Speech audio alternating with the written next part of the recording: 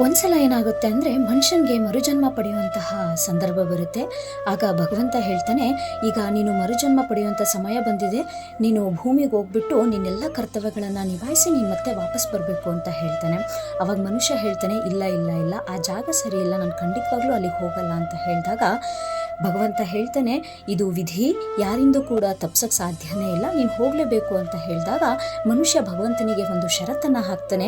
ಸರಿ, ನಾನು ಹೋಗ್ತೀನಿ, ಆದರೆ ನನ್ನ ಜೊತೆ ಸದಾಕಾಲ ನೀನು ಇರ್ತೀಯಾ ಅಂತ ನನಗೆ ಮಾತು ಕೊಡಬೇಕು ಅಂತ ಹೇಳಿದಾಗ ಭಗವಂತ ಹೇಳ್ತಾನೆ, ಸರಿ, ನೀನು ನನ್ನ ಯಾವಾಗ ನೆನೆದರೂ ಕೂಡ ನಿನ್ನ ಮುಂದೆ ನಾನು ಪ್ರತ್ಯಕ್ಷ ಆಗ್ತೀನಿ. ಅದಕ್ಕೆ ಸಾಕ್ಷಿಯಾಗಿ 2 ಜೊತೆ ಹೆಜ್ಜೆ ಗುರುತು ಮೂಡ್ತವೆ, ಒಂದು ಜೊತೆ ಹೆಜ್ಜೆ ಗುರುತು ನಿಂದು, ಇನ್ನೊಂದು ಜೊತೆ ಹೆಜ್ಜೆ ಗುರುತು ನಂದು ಅಂತ ಹೇಳ್ತಾನೆ.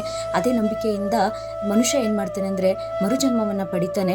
ಅವನಿಗೆ ಖುಷಿಯಾದ ಸಂದರ್ಭದಲ್ಲಿ, ಸಾಮಾನ್ಯ ಸಮಯದಲ್ಲೆಲ್ಲ ಭಗವಂತನ ನೆನೆದಾಗ ಅವನು ಮುಂದ್ಗಡೆ ಏನಾಗ್ತಿರುತ್ತೆ ಅಂದರೆ 2 ಜೊತೆ ಹೆಜ್ಜೆ ಗುರುತು ಮೂಡ್ತಾ ಇರುತ್ತೆ. ಅವಾಗ ಅವನಿಗೆ ಸಮಾಧಾನ ಆಗುತ್ತೆ, ಭಗವಂತ ನನ್ನೊಟ್ಟಿಗೆ ಇದ್ದಾನೆ ಅಂತ ಹೇಳಿ. ಆಮೇಲೆ ದಿನ ಕಳೀತಾ ಕಳೀತಾ ಅವನಿಗೆ ಕಷ್ಟಗಳು ಬರೋಕ್ಕೆ ಸ್ಟಾರ್ಟ್ ಆಗುತ್ತೆ. ಅವನು ಅವಾಗ ಭಗವಂತನನ್ನು ನೆನಿತಾನೆ.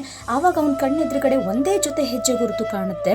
ಸೊ ಇದೇನಪ್ಪ, ಭಗವಂತನ ಹೆಜ್ಜೆ ಗುರುತೆ ಕಾಣಿಸ್ತಾ ಇಲ್ಲ ಅಂತ ಹೇಳಿ ಬೇಸರದಿಂದ ಆದರೂ ಕೂಡ ಅವನು ಕೊಟ್ಟ ಮಾತಿನಂತೆ ಅವನೆಲ್ಲ ಕರ್ತವ್ಯಗಳನ್ನು ಮುಗಿಸಿ ವಾಪಸ್ಸು ಭಗವಂತನ ಹತ್ರ ಹೋದಾಗ ಭಗವಂತನಿಗೆ ಪ್ರಶ್ನೆ ಮಾಡ್ತಾನೆ, ನೀನು ನನ್ನೊಟ್ಟಿಗೆ ಇರ್ತೀನಿ ಅಂತ ಮಾತು ಕೊಟ್ಟಿದ್ದೆ, ಆದರೆ ನನ್ನ ಕಷ್ಟದ ಸಮಯದಲ್ಲಿ ನೀನು ನಾನು ಕರೆದಾಗ ಒಂದೇ ಜೊತೆ ಹೆಜ್ಜೆ ಗುರುತು ಮೂಡ್ತಿತ್ತು ಅಂತ ಹೇಳಿದಾಗ ಭಗವಂತ ಉತ್ತರಿಸ್ತಾನೆ, ಆ ಹೆಜ್ಜೆ ಗುರುತು ಏನಿದೆ ಅಲ್ವಾ, ಅದು ನಂದು. ಯಾಕೆಂದರೆ ನೀನು ಕಷ್ಟದಲ್ಲಿದ್ದಾಗ ನೀನು ನಡೆಯೋಕ್ಕೆ ಸಾಧ್ಯವಾಗ್ತಾನೇ ಇಲ್ಲ ಅನ್ನೋ ಪರಿಸ್ಥಿತಿಯಲ್ಲಿ ನಾನು ನಿನ್ನನ್ನು ಹೊತ್ತು ನಡೆದಿದ್ದೇನೆ.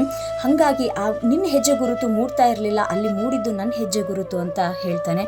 ಸೊ ಇದರಿಂದ ಏನು ಅಂತಂದರೆ, ನಮ್ದು ಎಂಥದ್ದೇ ಪರಿಸ್ಥಿತಿಗಳಿರಲಿ, ಎಂಥದ್ದೇ ಕಷ್ಟ ಇರಲಿ, ಇಡೀ ಸಂಪೂರ್ಣವಾದ ಭಾರವನ್ನು ನಾವು ಭಗವಂತನ ಮೇಲೆ ಹಾಕಿ ನಮ್ಮ ಜೀವನವನ್ನು ನಡೆಸಬೇಕು ಅಂತ ಹೇಳೋದು ಈ ಕಥೆಯ ತಾತ್ಪರ್ಯ.